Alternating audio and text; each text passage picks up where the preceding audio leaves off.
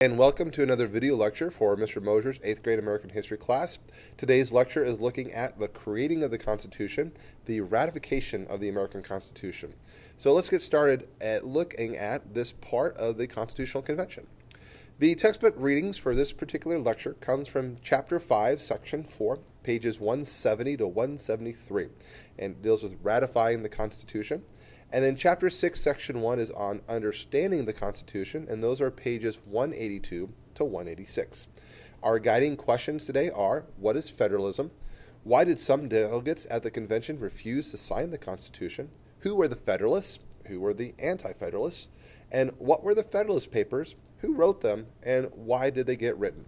So let's get started and talk a little bit more about the ratification of the Constitution.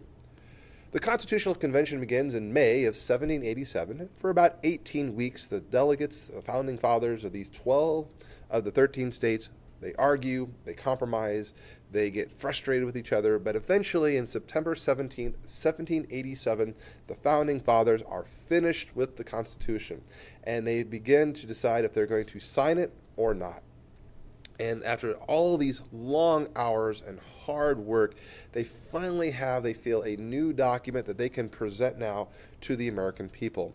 This new Constitution is replacing an old form of government, the Articles of Confederation. And this new Constitution is kind of turning the head on how government should work, that for some Americans is going to be kind of a new experiment. This new kind of government is going to be known as federalism. Federalism is this constitutional system that divides power among the national or federal government with the state governments. So we think about our first plan of government under the Articles of Confederation. Who had all the power? It was the states. The states could do generally whatever they wanted. They didn't have to necessarily listen to the new national government. And under the Articles of Confederation, it left the national government very weak and unable to respond to emergencies or crises. And so what the Constitution tries to do is it tries to take some of the power from the states and gives it back to the federal or national government, so there's a better balance between these two levels of government. So at the local level, at your state, there's still some things that the state has power over us and has the power to control and manage those state issues. But then, under our new Constitution, we have a new national level of government that has more extended powers that it didn't have under the Articles of Confederation, and now it's going to have some greater power, some more authority. If you think about the Founding Fathers and their generation, they've kind of lived under the extremes. Under the Articles of Confederation, the extreme was the states having all the authority, the local government having all the authority and all the power. And then when they were subjects under the British Empire, the king and parliament had all the power under the national level. So the Constitution tries to make the best of both of those forms and balances the power out so that it's equally distributed to avoid tyranny, to avoid too strong of government at the state level or at the national level. The Founding Fathers on September 17th, 1787 are going to have to make a decision on whether or not they are going to sign the Constitution or not, whether or not they're going to put their name onto this document when it goes back to the other states. The aging Ben Franklin, who is very sick in September of 1787, he's aging, his health is starting to fail, and he wants to address the convention, but he's too old. He's getting up there where he cannot speak, and so he writes a speech and gives it to one of the other delegates to read for him. And in the speech, Franklin, and I'm paraphrasing, says basically that, there's some things in this Constitution I'm not too happy about. I wish we didn't have put in here. And there are some things in this document, this Constitution, I kind of like. And he goes on and says that throughout the course of the convention, I've oftentimes looked at this chair here, this chair right there. You see, that was the chair that General Washington sat in as he presided over the Constitutional Convention. And I looked at that chair without being able to tell whether it was a rising or setting sun, and that's what that is right there. That's the emblem at the top of that chair. And I didn't know if it was rising or setting.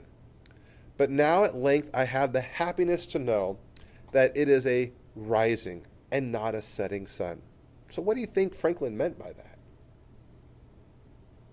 We all have bad days. And I know about you, but for me, when I have a bad day, there's just days I just want to go to bed. Because I hope that by waking up the next day, it's a new day, and maybe a better day than it was before. And that's what Franklin, I think, was trying to get at. That America was going through some bad times after the Revolutionary War. Shays' Rebellion, which tried to overthrow the government in Massachusetts. You had high inflation where money was worthless and things cost way too much money. You had a lot of discontent, a lot of upset people. And it seemed like this new country of ours was kind of on the verge of falling apart and collapsing. So this new Constitution might be that new day. And I think that's what Franklin was trying to express to the delegates, that, yeah, there's some things in there that we may not all like, but it's a lot better than what we had, and it has promise.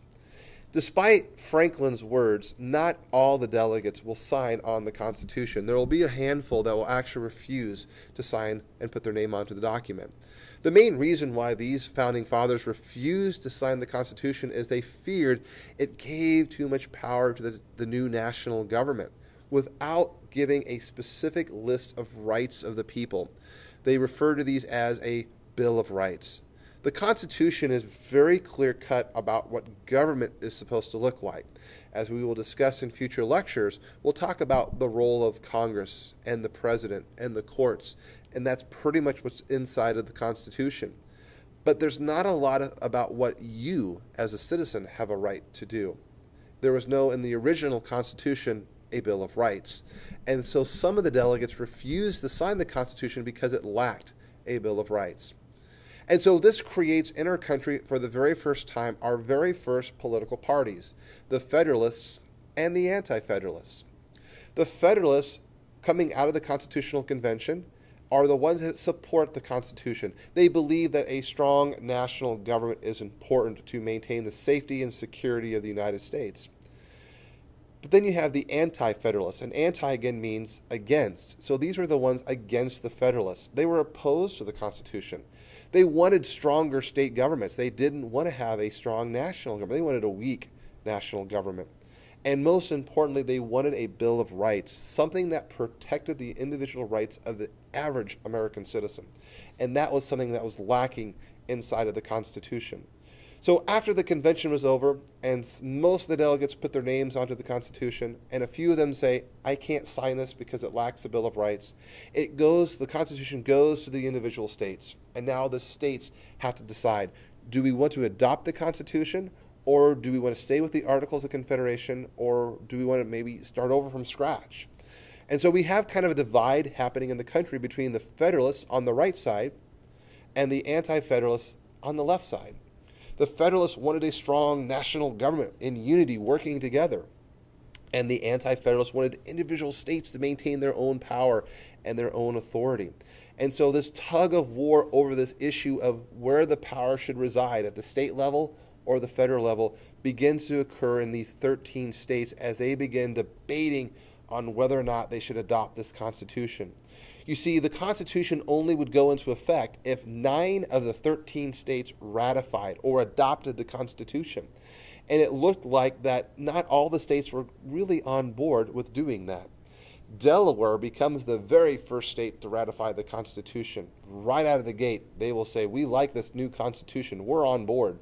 But some of the larger states like New York, Pennsylvania, and Virginia, they were hitting extreme opposition. It looked as if that maybe those states weren't going to adopt this Constitution. And especially in New York, there was a lot of opposition. And so this is what comes up as known as the Federalist Papers get written.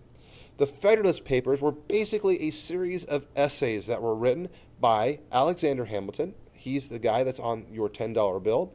James Madison, who was the father of the Constitution, and another founding father, John Jay. And they'll write a series of essays that get published in newspapers, mostly in New York, that will basically try to convince their fellow countrymen of why the Constitution should be ratified. What was better about the Constitution than was under the Articles of Confederation. The Federalist Papers today have kind of served as a behind-the-scenes image of what actually went into going into the Constitution. It's a little bit more detailed explanations of the different parts of the Constitution.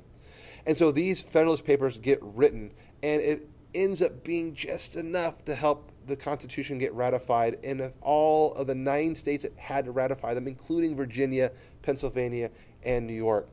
Eventually, all 13 states will ratify the Constitution, and Rhode Island, which wasn't at the Constitutional Convention, will finally be the last state in May of 1790.